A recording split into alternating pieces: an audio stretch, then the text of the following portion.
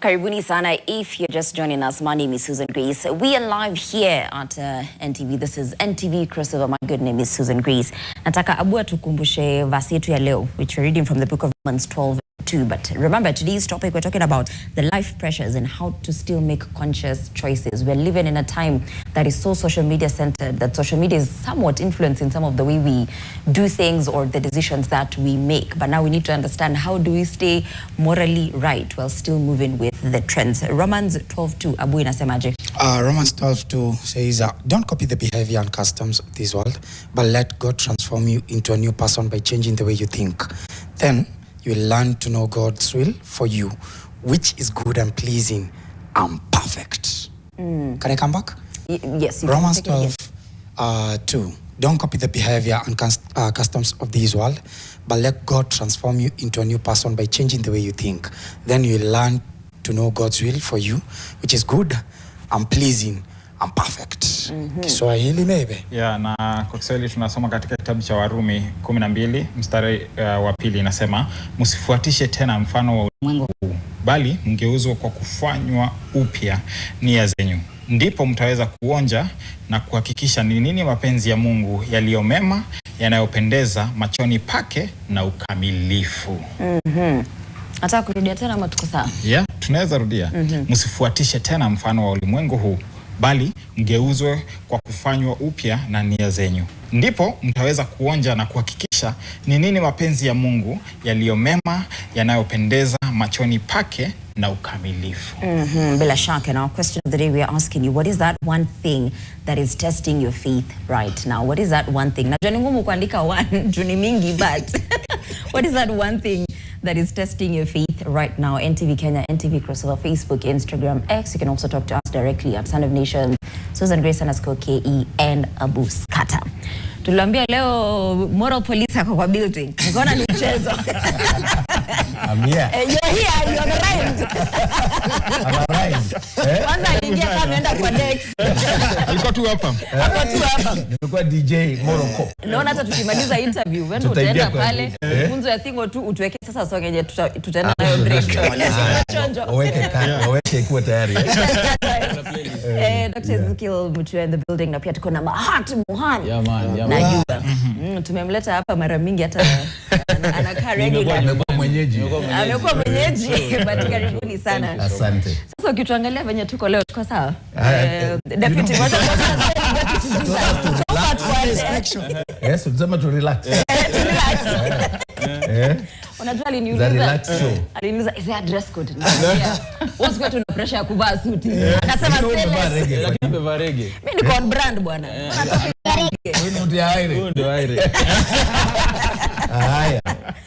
But yes, we want to understand how we can stay. Na bado nimeokoka na mpenda Bwana Yesu. Watu wa reggae wanaokoka. Wameokoka mbaya sana. Yeah? Wameokoka mbaya sana. Sasa wewe una represent. Usiongoje kuona brand nzuri. Maybe msalimie za Kikristo na Kijamaika. Testimony ya kirege hivi. Ya kirege. I think muziki yangu ita speak more. It will speak more. It will speak more. Yeah. But how long have you been in the faith journey? Umeokoka for how long? For 14 years. 14 years. 14 years. Yes. And also 16 years in the reggae gospel music. Awesome. You know, the thing is, I think every time tukisema reggae, people automatically think about the people associate reggae with bad stuff, but really it's good to see young people who are redefining the paradigm, Yes. and bringing the glory and the discipline that is required, particularly in the music industry, in the creative economy. That people don't have to think of reggae and some of these genres of music in that manner, negative manner. That you can use all those genres of music to glorify God, and you can do it in a clean way. So I think this is what my brother represents, and we are so proud of you. Thank you so much. You are an ambassador of the Lord of Christ. Amen. So you're using reggae. Mimi na wanyorosha hapa. Very important. Mimi ndio na regulate. Kisha mko sawa, nikiona unaenda sana na kuambia tulia. I don't know if one of us, by the way, should be a Morocco. If you are a parent, if you are a young brother, if you are a CEO in a company, if you are in charge of people, all of us should be each other's keeper. The concept of Morocco moral policy has been used negatively. The real meaning is actually taking care of each other. And we all need people. This is actually about mentorship. We need somebody who tells you, oh bro, the apple unaenda vibaya, rekebisha. And if you can all use it positively and be each other's keeper, we can make everyone better. Because all of us will go wrong at some point. All of us will make some mistakes. All of us. By the way, sometimes you think mistakes are for the youth, for the young people, for the musicians, for the artists. No. We all make mistakes. The issue is, do you have someone you are accountable to? Do you have somebody when they tell you, bro, come, let's have some talk. Hapo, you can do better. And they say, and they see the point. And you do it from a point of love. You do it from the point of godliness, godly love, not condemnation, not criticizing, not tearing people down. All of us should be moral cops. We should be keepers of each other. Your brother's keeper, your sister's keeper. From the point of view of the biblical love, the love of God, the agape love, that I would not let you go astray while I watch. That if something can be resolved, if there's a way I can help you. That is the concept of mentorship, and it's needed in every facet of life. Tunahitaji zote tukuwe na mtu ambaye tunaweza mwambia bro, just mentor me. Just watch over me. And let's be doing an audit. Let's be doing an audit. You know, even in organizations like this, we normally do some review, some audit. How are we doing? So you can't just live life and say, me, I'm okay, I'm a superstar. Nobody tells me nothing. No. I think the idea of mentorship is so critical, and I'm so happy that people like my brother here who are using very unique genres of music, they're also putting themselves under that mentorship. That people look up to, who tell them do it this way. Hata nataka kumuuliza. Kuna wakati atungekaa hapa namba. Kuna wakati akiambiwa ati ninakuja, sasa angetoroka. Unaona people can represent others. Because when I was the CEO of the Kenya Film Classification Board, I was very concerned about what young people are doing, particularly on social media. The negative influence, the toxicity, and it was like music is not music if it's not sexualized. There's no nudity, there's no vulgarity, people are not smoking and so on and so forth. And they were setting that pattern because we are what we consume. Music and content influences our behavior. He has just read the book of Romans. It's all about mindset. And that mindset of the young people comes from what we are feeding them with, what the media is giving them. So as a leader, I got that concern. And I not just do it by just talking. We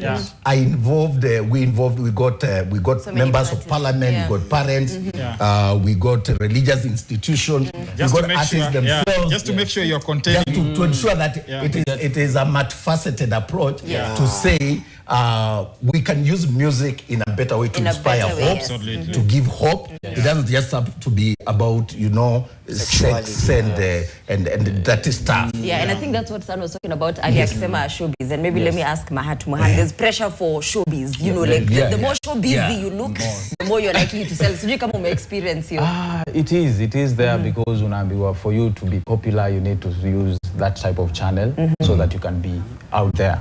But I don't believe in that. I believe in a God who creates time for you when it is time, because he says he makes things perfect at his own time. So, but there's how we try to bring secular into the gospel, to make it like we are. But I believe gospel has his own way of doing things. If that is how secular works, do it. Let them do it. But for us, I believe we are all driven by God himself. So I don't think we need showbiz. But right now, the way things are, showbiz is also happening in the gospel. Even I see him talking like that, I know then we succeed. Thank you, sir. Maybe these are the champions. Products of our campaign for clean content. And he's right. Martin is right, because it has been about views and shares. How many, when you post something, if we put a program, where we are just cool, we are not uttering negative words or people don't seem to be gravitating towards that. In fact, the thing that the more normal it looks, the more Yeah, boring. the more boring. So The more spice it boring. up So, or you do yeah, it it has to be sexualized for it to be appealing. We said no. Content doesn't have to be dirty to sell. And we supported, created awards, with the Riverwood Awards and many other awards. We got to the National Drama and Film Festival. And we encourage people to create content that is suitable for family viewing. Very true. That it doesn't have to be dirty to sell. Yeah. Now you can see my brother using reggae, Yes. doing it, and I'm being the champion. Yes. Saying the kind of words that he's saying. That he does. So my content might have only 2 likes, but it is It about has me. impacted, I have a yes. purpose. Yes. I'm not just doing content. I like what he's saying. Let gospel be gospel. Let secular be secular. Secular, yes. And we're not saying secular is bad, but there must be a clear line. Yes. The lines cannot be so blurred that you don't know which music is secular. No. We must be very clear. If you say this is a gospel program, let it be gospel, sure. Yeah. Let us inspire their audience. There are people who are looking for this kind of show. Those who want to go to clubs, they will be entertained. Yes. But essentially, even in the club, people are looking for. But Do you know now boundaries. people are playing more gospel music In clubs. club Yes. Yes. than even the And secular people are music. actually vibing more to such songs. Exactly. Yes. Yes. So if you are more creative in that area, you'll find your music is being played in a club at night. And it's giving hope to that guy who is saying my car knows its way home. He's actually playing and using, Very true. saying kuna ndawa, lakini but- they are drunk like a kite. But they want a gospel Yes. song. Yeah. It's out of that campaign that we painstakingly did. Yes. When nobody wanted to hear Very about that. true, They thought we are moral, we are moralizing life, Yeah. we want to control. Yes. No, it was about building people like my brother Yes, here. and part of it is learning how to say no. Yes. Muhat, Yeah. it's one of the ways you create boundaries. When on manze opportunity, it is sought for life. Yeah. But you Lakini, say no. it doesn't go with my values. Have you been That's in what such the situations? Impro boys, Shadrach, Meshach and And Abednego. Abednego, they said we will The not Impro bow. boys in a foreign land, Yeah. they've been elevated. They can, like you say, the opportunity can sort them out. Yes. But something comes up that is going against their values. They're being told to eat food that is not what will glorify their God. And they say no. And then the king gets quite, abrasive. And he's like, these guys are mocking the king. Yeah. They're disobedient. But they were more loyal to God. And their loyalty to God was far above that of the king and the positions they held. Yeah. They said, we're not going to disown our God. We're not going to bow to a foreign God. And then you can The just God tap that we serve will save us. Yes. And even if he doesn't, we are still not going to bow. Yes. It's about purpose. Yes. It's about being intentional about your faith and the values you believe in, that you're not going to move into that side, exciting as it is. Even in the face of threats, that you're able to stand and say, I'll let it pass. Yeah. But the beauty of it, I like what they were saying. They were so sure that their God would save them. Yes. And true to the word. Yeah. did. When they were thrown to the burning furnace, Yes. God showed up. a fourth man. Yes. There's always Came in the a fourth fire. man Fourth in the man. furnace. Fire. Okay. Yeah. Yes, it may look dangerous. It may look like it's not fashionable. Yeah. It may look like there will be delay. It may look like you are taking a risk. Yes. But I can tell you, it's The fourth about one is showing standing firm. Yes. This is how we were brought up, by the way. When I became the head boy of a school called Ikumeni Primary School, I was the head boy in primary school. Yes, sorry. You had Whatever. So if polisi ilianza kitambo. Hiyo polisi ilianza kitambo. 83. You're not happy before. Nilikuwa mtoto walimu wakaniambia, and at that time what I like about it, we were very clear that there's a motivation for also why we are doing it. If you're well disciplined, if you're working hard, you used to be assured that you become something. And our teachers would tell us that, even the villagers. They would tell you, if Muatia, you work hard and if you are disciplined and you stay in the straight and the narrow, you'll make it in life. And so that was the motivation. Today, the challenge that I give to our young people is to understand that God is our motivation. Very true. Pleasing God, doing the right thing, even when no one is watching, doing the right thing in the midst of challenges, in the midst of trouble, in the midst of adversity, when you can take a corner and now when you can take a shortcut and things will be good, you'll be popular. Yes. But that popularity that comes from taking corners is not sustainable. It is not. At the end of the day, the fourth man will appear. You may have suffered, but there will be a fourth man. I can guarantee you. That's what brought us here. From primary school, I was the head boy of Tala High School in my A-levels. You can imagine from those years, all the way to Kenyatta University. When I was in Kenyatta University, our CEO was bigger than most of the churches in the city. I think we were competing with STEM. That time it was Nairobi Pentecostal Church, Valley Road, NPC. And I think the next bigger church was Kenyatta University CU. We were committed. And I think we need young people like that. It doesn't have to be in the CU. It is our spaces of calling. In your area of calling, in your area of influence, just represent God. Absolutely. Wewe unataka tungekuleta kama pastor hapa.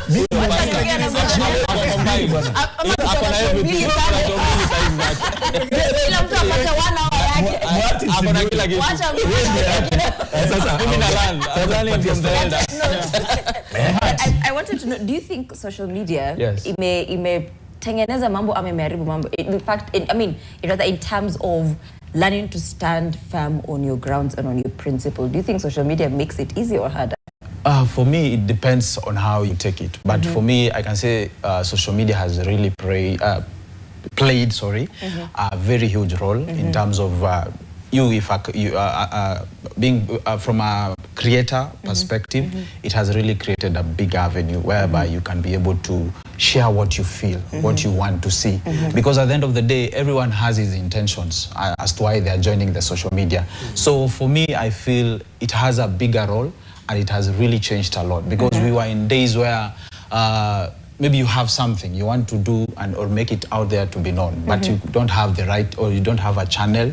And for me, not having those channels, it was difficult for people to come out and say, this one we don't want it, this one we want it. People could not question easily. But right now, we're in a place where you find you can create your own platform, do things the way you wish to do them, and no one will question it. You see, at the end of the day, I believe we are all leaders outside here, and I know maybe like how we see the TVs, we have limited TV stations, but right now we have plenty of TVs like the like of YouTube's where you can be able to put your content there and people get to see what exactly you're talking about. If you're a preacher, you can preach directly from your YouTube.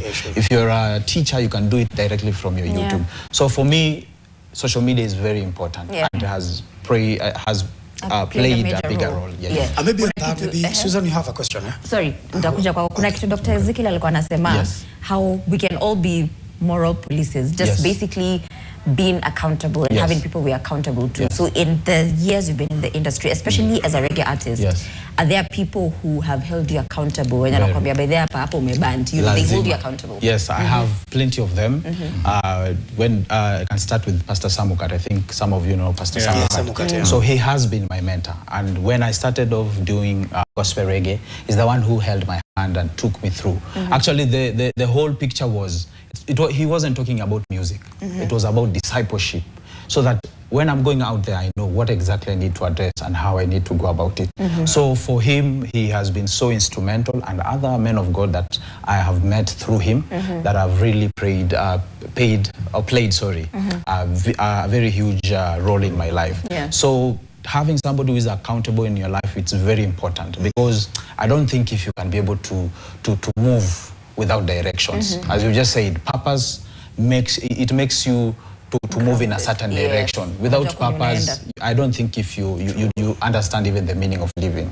So for me, you need to have a mentor. And essentially the role of a mentor is someone who has been there. You know, they have walked that journey. So you can confidently rely on them because they know the way. And you're following their footsteps. You're not following a blind person. You know, you're following somebody who has also values. And I think that's very critical to know also who is mentoring you. So has he been there? Has he walked the talk? So associate and look for those people. You need them. The other important point, Susan, I think, is while we encourage, we take a stand and we be people purpose and determine what we want in life and stand by those values that we believe guide our philosophy as Christians. I think it's also essential to pick from where he has said about the content on the social media and how it influences people. And the point that, again, from the work that I do, that have been pushing is that let us have alternative content. Yes. Where, because it's a war between good and evil, Yes. light and darkness. Yes. And the people, the bad people, want to be so loud and make noise on those social spaces. If we do not create alternative content, then they are going to shape the opinions and the values and perceptions based on the content that is negative and that is bad and that is evil.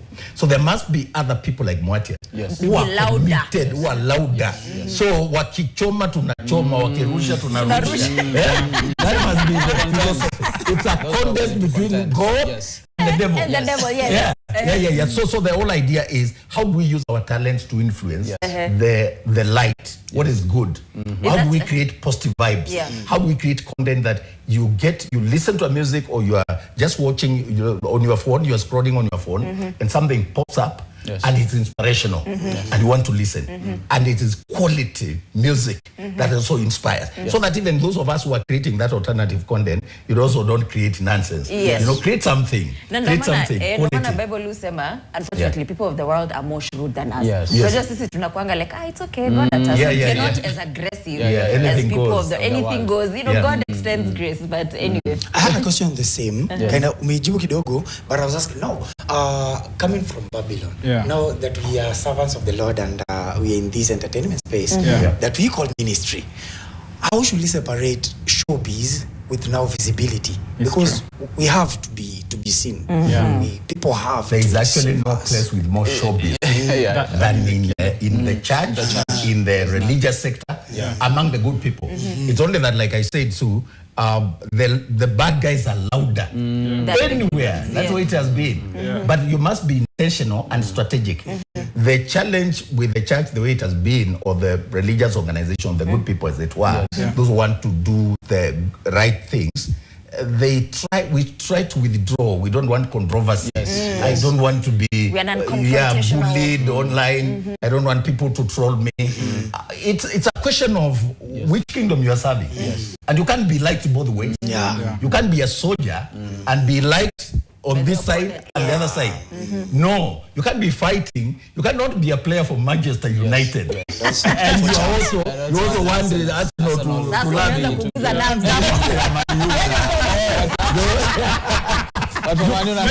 You can't. If Arsenal buys a guy from Manchester United, that guy will be so bad now on the other side. Even if he was playing well, it has to be. You have to be very intentional, because he said moving Babylon with a purpose. From Babylon with a purpose. I think that's why I sound religious, because that's what the poster. That's what I saw. You say the show is all about. And we must show that Babylon is a place of trouble. It's a dark place. How do we change the world that is so hopeless? How do we inspire hope in a world that is so dark, where people are not sure about tomorrow? Because this is what keeps me awake at night. How can I improve this condition? And we must all be concerned. What can I do? Like I was telling you, this intentional, purposeful agenda to create alternative content that is inspiring hope, that is clean, that is moving towards the agenda of our culture, our values, our constitution, honoring others and respecting, the law and obeying the law. That content must be there to reverse the evil. The other one. Maybe to ask Mahat, because you are in the reggae space, and today being the music that carries the theme, I wanted to understand in details, like, what is Babylon? And are there people who are doing Christian music but are still in Babylon? Okay,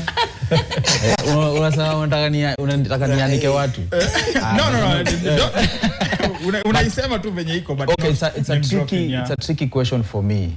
As the word says, you will know them by their fruits. The fruits are very important. So I'm not going to point, like, say, this is what is being done, this is not what is not being done. But I know we have married the secular so much, and you'll notice most of the things we do in the church came from the secular world. So for that reason, it is for you now to identify what exactly you're doing, and being that you have received Christ and you know what you want to advocate for. So you'll find we have those who are in the kingdom and also they're in the world. And they will stand very confidently and say, mi pia mimi naimbanga gospel. So mbona unanijudge? Na unajua Christ mwenyewe hajaini judge, ananiamsha every morning. So wanaitwa contemporary artists. And there are so plenty. And I'm sure sana hata kesho akitoa song, if you've been seeing multiple of his songs being like kind of gospel, you will play them. Bila your understanding that these artists is not from the gospel side. And that's how neza sema the industry here in Kenya ina try kukua propelled. But how I pray that we are able to discern. Because the moment you have the spirit of discernment, you can be able to tell the one that is of the world and the one that is not of the world. The one that is for the kingdom. So we have so many artists who are doing that. And this music are being propelled outside or pushed. So how I pray that the gospel, the true gospel, which you can be able to tell by their fruits, can be pushed so hard. Because bro, sikia mziki unauliza msanii mbona achezwi? Mbona mziki yake haiko huko nje? And they are doing good music, very authentic music. But you'll find in Kenya what is pushed more is what is not gospel. In fact, ndo nasikia watu wakisema na gospel industry baka na question. Ukiuko kwa ground kuna wasanii wengi wa gospel, but where are they? Wanoma, baka na question anakuuliza, uni gospel artist kweli? And actually they will judge you based on how you look, how you dress. So for me, I believe things are changing. Like maybe niko sure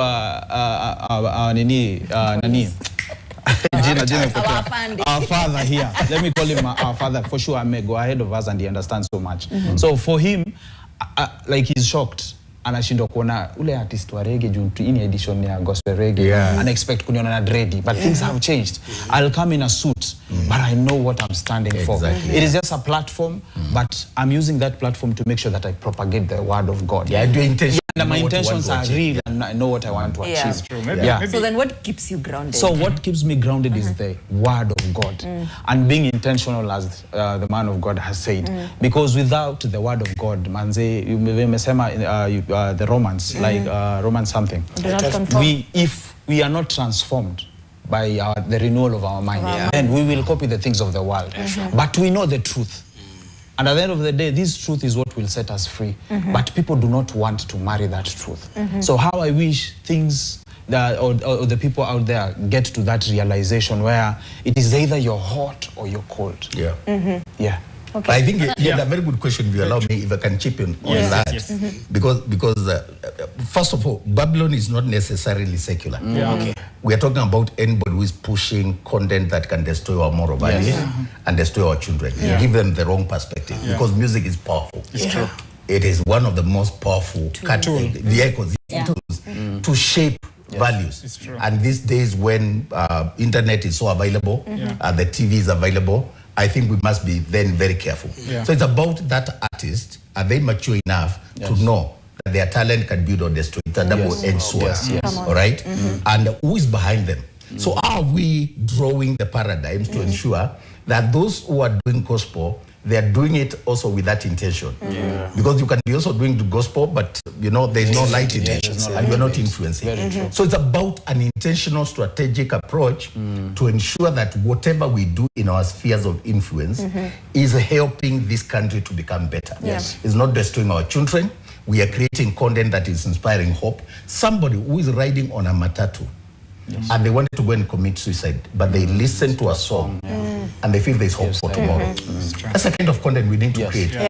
So you may not know how powerful you are. You are saving lives. You are more than a soldier who would have seen somebody being attacked by a robber and they helped them with their gun. You have used your song. You have used your content. So how do we fill these spaces with positive content? And I tell you, Grace, the reason why I wanted to come with my brother Solomon Oboto, whom I requested you to allow me to share my space with, is because I met him on TikTok. He was in the US. He was a US Army officer working in the US Army in the United States. We are here in Kenya, and when TikTok was becoming really crazy, very dirty, a group of us CEOs got together and we said, let's do something. Let's advise this young people. So on Sunday afternoon, when guys are relaxed, we just go live and start encouraging people who are saying, don't just bully people, be kind online. And work with different groups and influence a lot of young people to change. that guy came up, you know, from the US. Yes. Said, I like what you guys are doing. Yes. Eventually he came to Kenya. We started an organization that we are now mentoring people. And now we're even creating partnerships with people in the US. And we are nurturing people, identifying and nurturing talents here, and then taking them to a musical tour of the United States. And working with our friends in the diaspora, Kenyans, the diaspora, also who are concerned about this, what art is doing to negatively influence the perception of our people and create toxicity in society and hatred and suicide and so on. People like a lady called Deborah Akello in the US, who is saying, I'm willing to support. Yes. And we are taking kids from Miss Lee, SDA choirs and others, and a group called Heavenly Echoes. We are mentoring them. We are holding concerts, and we identify the best, and then we say this year we're going to take 20 for a musical tour of the US. We are creating exposure. We are connecting them with other people. And since Solomon came to Kenya, he has done so much of mentorship. You know, people like Jim Watt, right now as we speak, I'm sure they're watching the show. They are together. Jim Watt, you know, came to fame. Like he was very young. Yes. And you know, money and the fame and what it can do to our young artists. And it's in the moment when he was going down and people asking where's Jim Watt, Solomon Oboto identified that guy. He loved his music. You know the boy who sang Kumbeni under 18. Instead of condemning him, instead of saying Lepotea, you know, he went for him, mentored him, and now you should watch Jim Watt's content. I wanted to ask, how do we now manage? Because we've talked about how the social spaces have been flooded with bad content. Yes. How, like you were talking about alternative content, how do we make sure now that the algorithm is aligning to this? Yes. Actually, let me tell you, when I joined KFCB, I was not on Facebook, I was not on TikTok, I was not anywhere. Yes. But I realized I'm regulating a sector where young people are on those social spaces. So I opened a Facebook account. My Facebook account is very popular, by the way. I drive content from there. I'm there. I'm proud of focus. I take a lot of flags. But you see a lot of CEOs will shy away because of the toxicity and the negativity in that, you know. You are opening your life. But how do you become the light, really, when you are hiding?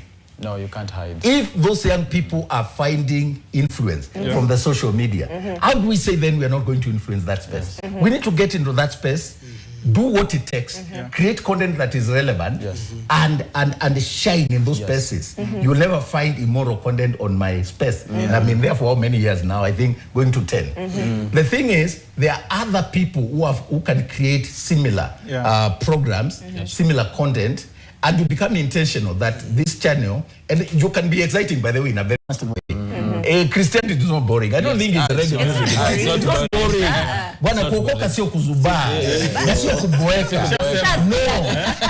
Sio kuboeka. So imanishi uboeka, imanishi una life.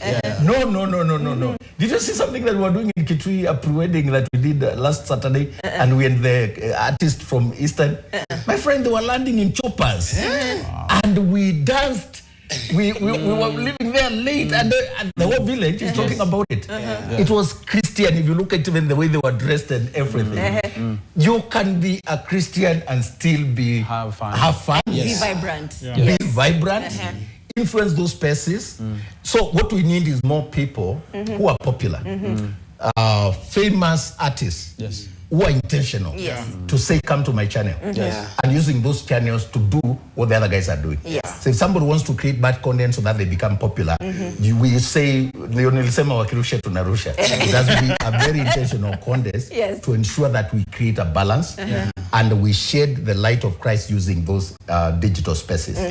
So this digital clean content campaign has to be embraced by everybody. We need people who are using their talents and their success in the areas God has given them. You see, I was when you said this message,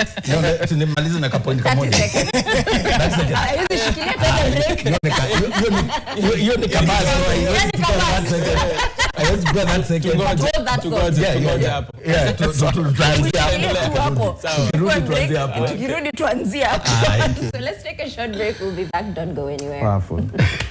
As we crossing over, Jesus taking over, we crossing over.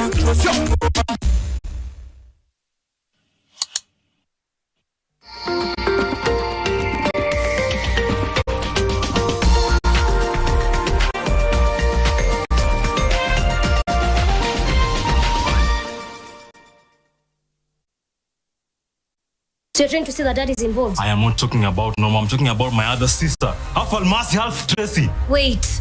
I know Tracy overwhelmed you as usual.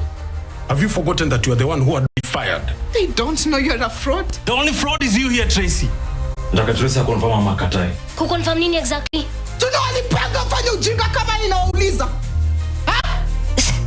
Yani mnanibebaje kusema tu kweli? Norma.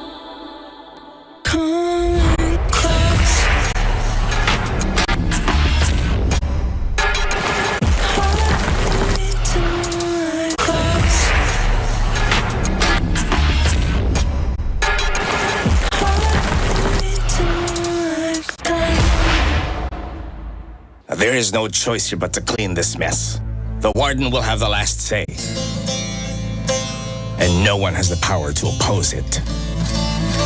It's obvious from everything you do. Everything was beautiful until recently. It was the first time I saw you so happy. So was Jayla. Don't mention her name. Go to the park. We used to have a picnic.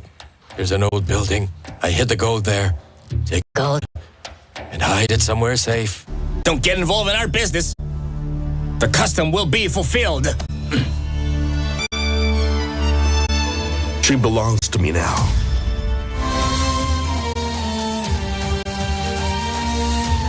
For fast relief from strong pain like headache, toothache, and muscle pain, and can get to work in 10 minutes so that I am ready to be there for those who need me. Stronger pain relief at only 20 shillings per pair. 4 generations investing in the stock market felt distant, reserved for a few, understood by even fewer.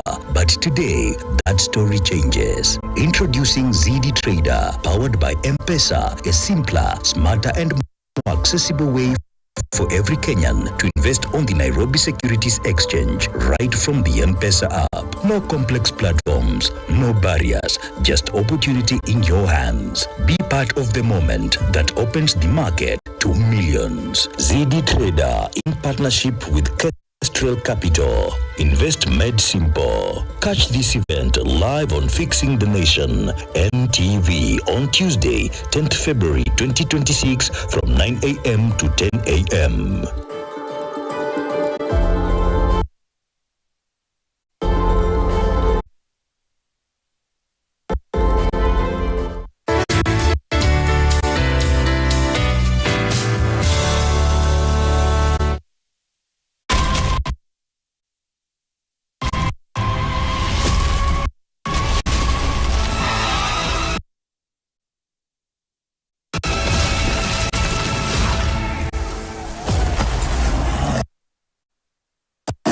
Red meat.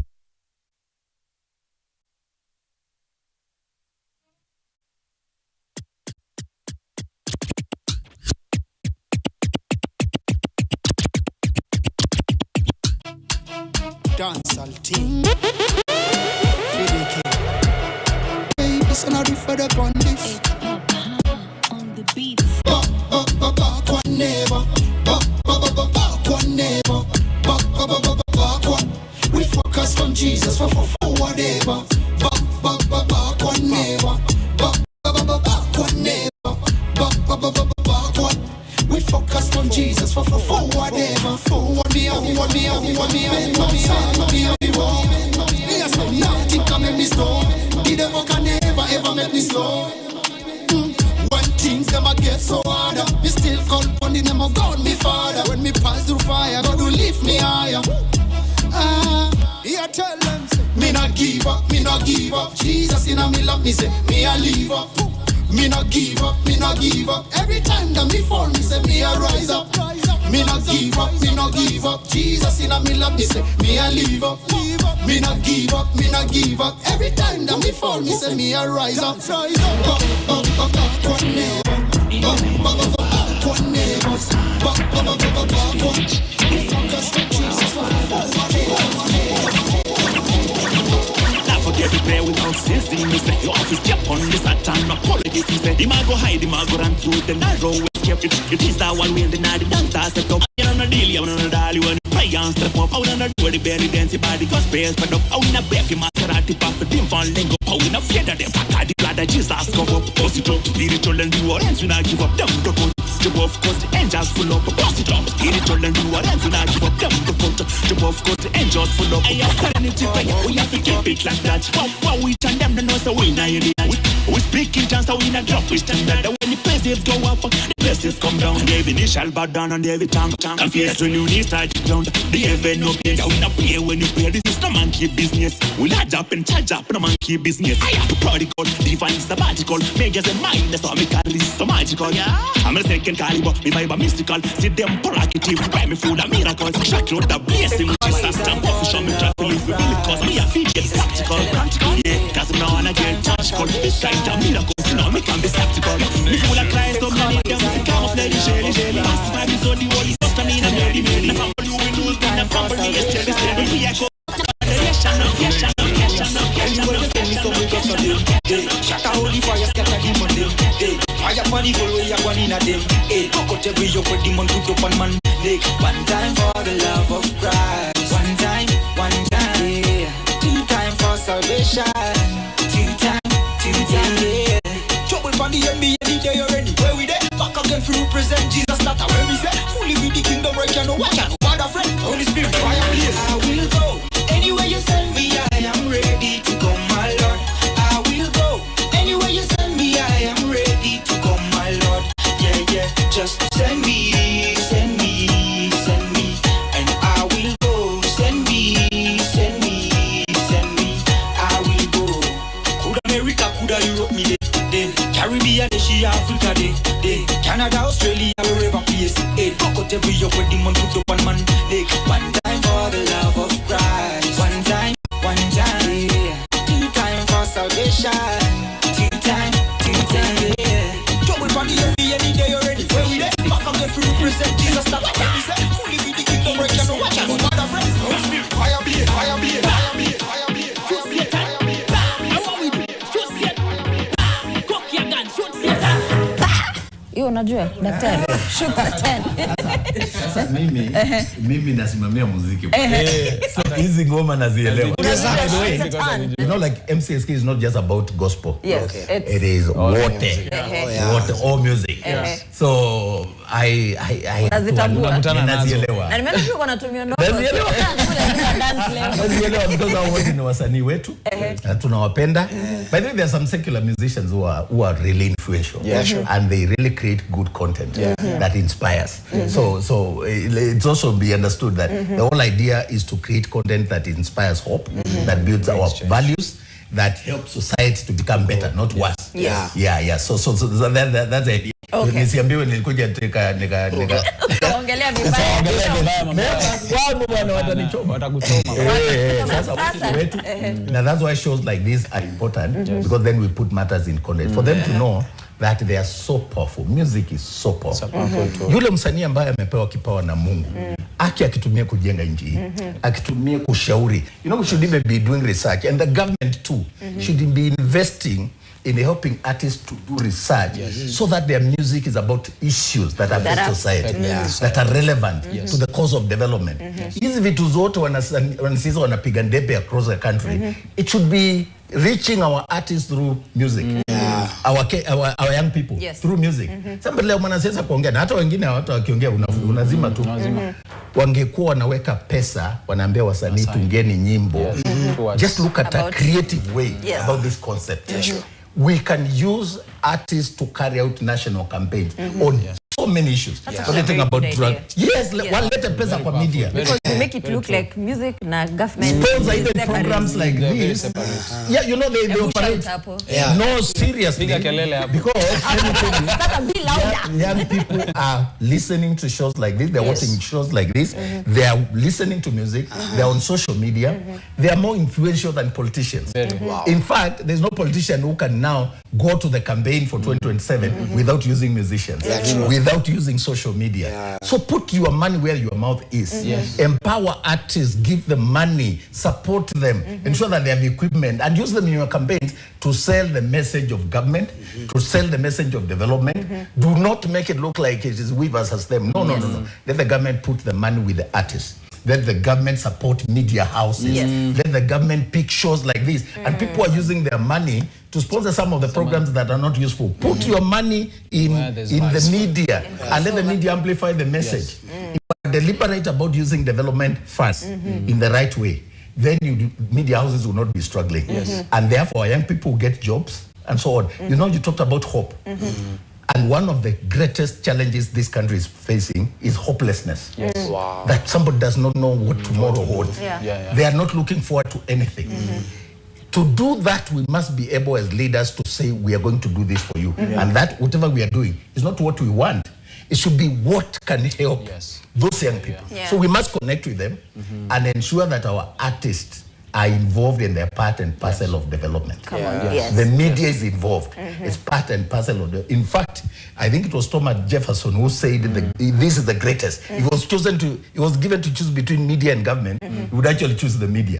That shows the power of the media. And the media is in the inclusivity. It includes also art, entertainment. Those are the most powerful spheres of influence.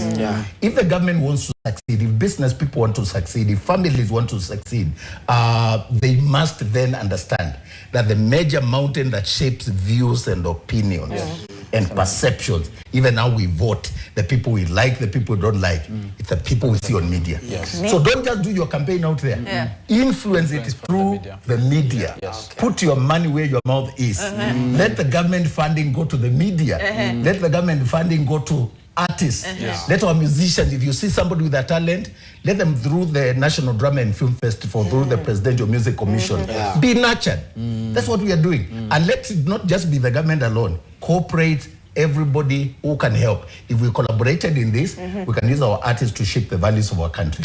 Mine is just to strongly echo what Mwalimu has said. Hata ametupea pattern shot. Put your money where your mouth is. Your mouth is. Vizuri natoka kwa the mouth. So put your money here. Put it here. Sasa Judy, kama umetupea pattern shot. Amemaliza show. Lakini Mahat, now that we've understood, kuna kazi ya kufanywa.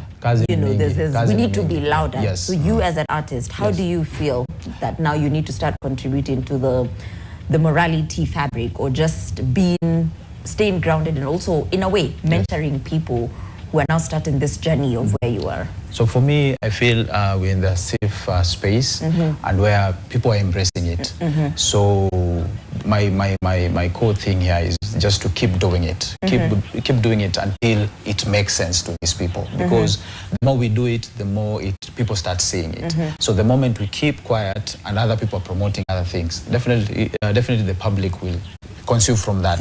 So for me, it's about consistency. It's like taking a glass that has dirty water inside, and then you start pouring clean water. The more you pour, it will overflow, but eventually the glass will turn into pure water that you can be able to see the other end. So it is a task for me as an artist and an ambassador for the kingdom to keep doing it. Someone says don't cast darkness, light a candle. Don't just cast darkness. Light a candle. And you remember the song we used to sing when we were young, let this little light of mine, I'm gonna let it shine. This little light of shine. Let it shine. I'm gonna let it shine. This little light of mine, I'm gonna let it shine. Let it shine. Let it shine. Let it shine. You are little light. God is not asking you to do what a philanthropist, billionaire is supposed to do. But in my area, in my small interaction, in my circles, this little light of mine, I'm gonna make it shine.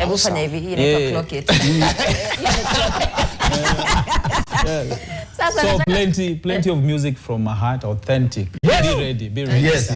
Plenty of light. Yeah. We are ready. We are ready. And just like I told you, Sue, I'm so happy that diaspora No. I want young people to be helped. Uko na 30 seconds. Wale watu you know, the diaspora contributes a lot of billions to the economy of this, to the GDP of the country. But now we are telling them, identify art and music and start nurturing these talents, take them abroad, manage them. You know the way people who manage people like Ronaldo, they make a lot of money.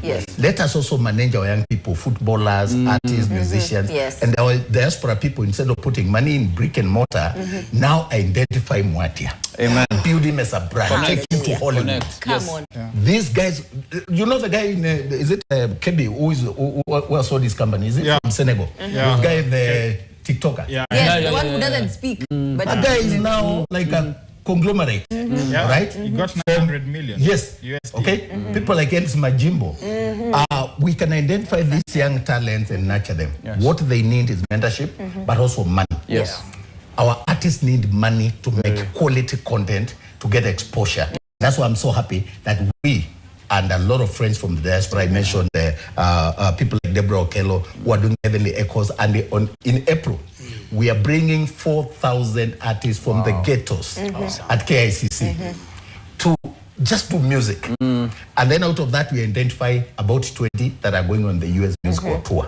Wow. We did it last year, by the way, in North Carolina. I don't know if you saw people like Mama Kayai, who have been entertaining us for years, for decades, and nobody honors them. We took them, put them in a plane, took them to the US, and they were so happy. They felt a renewed hope when they were being honored in North Carolina. This is what we want to do. Motivate. Give our young people exposure. Let corporate come in. So my appeal is that let it be a multifaceted approach to ensure that our young people do not gravitate towards the dirty content because there is no hope in clean content. Let us also get people who share these values to shine the light, identify these talents, and give them exposure, support them with equipment and mentorship. Kila kitu. Mahat amesema ako ready na passport, so umwambie siku Mimi niko ready nenda niko huko. nite. Niko tayari. Nachukua namba tukimaliza. Lazima.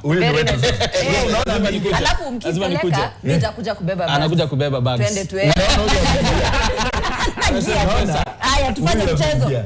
Mimi niko ndani. Nataka tufanye mchezo. Tunaita Deputy Jesus versus Uncle Ezekiel. Okay. By the way, that Deputy Jesus is blasphemous. It's not a good thing. It's I know we will put it in quote just for the purposes of this. But tutaweka in quotes. You to me tomorrow cop. So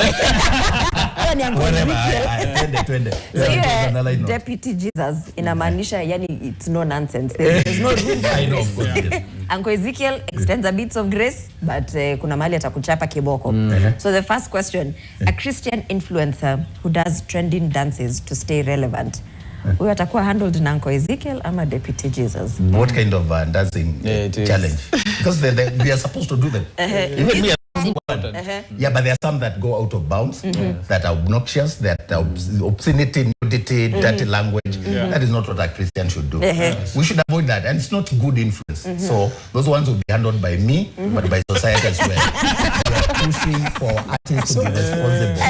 We are saying you can become famous within the context of responsibility. Be responsible. So who much is given, much is expected. Okay. So how would you handle this if you see someone posting soft life content they haven't actually achieved? Fake it. They say fake it till you make it. So there's a sense in which it is a good thing, but if it's influencing you to live a fake life, to incur expenses on things that you can't afford, no. Trust the process. Be authentic. But there are times when you need to create impressions because people don't gravitate towards poverty and smallness. So you want to show that it's big in a positive way and you know what you're doing. It's okay. It's okay. I never present myself as small. I do things in a big way, even small things. And there is a sense in which that is godly because it's about our vision and our big dreams and where we want to go. So if you're doing it, it's a question of what is the motive. So who's that? Jesus Uncle Ezekiel? That is Ango. Ezekiel speaking. Okay. Aya, sawa. Kuna hii sasa watu wa Nairobi watasikia some type of way. We are not dating. We are just seeing where this goes. Sasa hiyo itakuwa handled na Uncle Ezekiel. Hiyo ni pastor sasa. Ni pastor. So hiyo ni bado ni yangu. Nini niko kwa hii list itakuwa na Deputy Jesus. Aya, wacha tuone. Clapping back at haters with scriptures. I think it's okay, but again, what is the motive? because that's one area that I've had to deal with myself. I've been really bullied online. And there's a time I used to respond. Then I realized it's not the right thing. You feel, your conscience will tell you. You don't have to respond. So I delete, I block, I do not engage anymore. Unless it's a point that I need to clarify, because again, as a leader, there's some things that you have to clarify. You owe explanation, because if you're in public life, then you are more susceptible to scrutiny, and you should be humble enough to respond. So I do that, but I think clapping back is toxicity.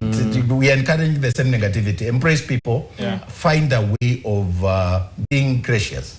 Extending grace to others. Some of them are really suffering. They hit at you because they think you are the reason they are suffering. I wanted to ask, this person who's blocking and sometimes deleting, Deputy Jesus or yes. You know, you should have prepared me to know which side of me is a tough one. Which side of me is in the show now? That's a tough one. Yeah, that's a tough one for me.